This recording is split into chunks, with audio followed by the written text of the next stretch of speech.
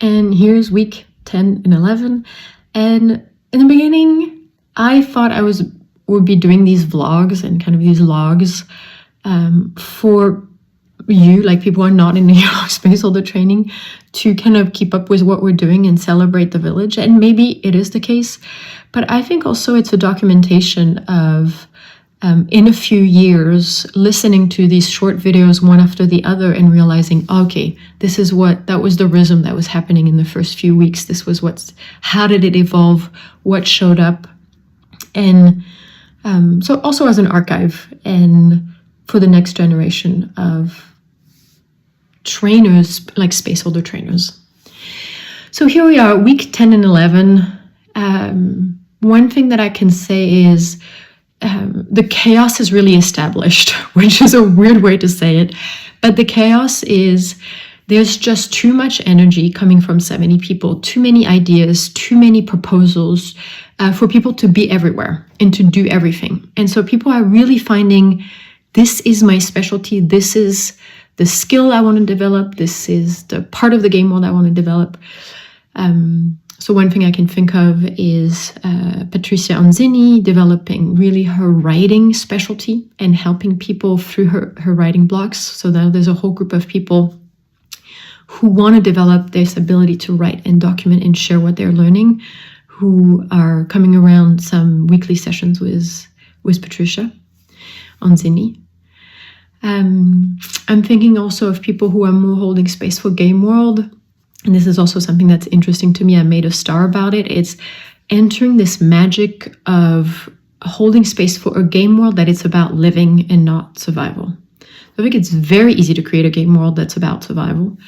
And there's a whole other set of skills and a lot of nonlinearity, a lot of chaos, a lot of presence that comes into creating, also for me, like the year-long spaceholder training is a place for building and incubating global game worlds. So not, yes, locals for people who will establish Archiaki Invention Centers, community bridge houses, but even that research has an impact and it can reach people globally because of the aliveness of the practice and the research. And how do you keep bringing like this continuous flow of people coming in and coming out, and to yes, start over, but keep building deeper and deeper foundations that there's also, we are at the edge of evolution and at the edge of discovery, and not just repeating the same. Like, this is not a classroom where each year a new generation comes and you read from the same textbook for people to learn the same old thing that the generation before has learned. Like, this is not the aliveness of the Gaian game world. But we also had a Rage Club Juice Up game world call, and to re-aliven and to really expand, like give us this juice up of expanding the Rage Club game world, which I think is such a revolution, not because it's rage work, because rage work has been happening for a long time, like thousands of years, I would say. But Rage Club is not just a space to do conscious rage or feminine rage or sacred rage, but it's a doorway to a culture of radical responsibility.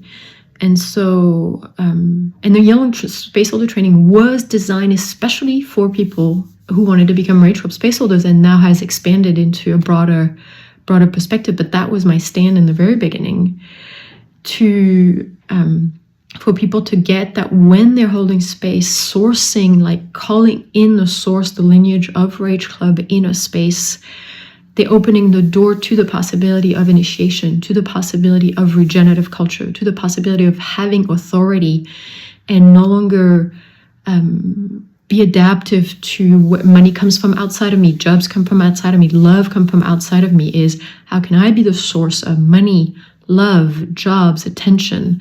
And it's a huge shift.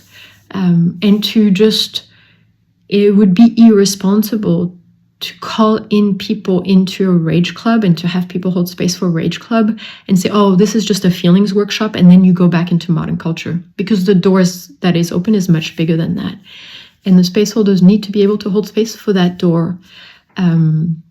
also source a village that can integrate, that can welcome and integrate people when that door is sometimes really slammed open for people in even one session of Rage Club. People are so ready that they get archiarchy, but they don't have the matrix, they don't have the skills, they don't have the village, they don't have the initiations, and the Rage Club Space Holder is the door to all of that.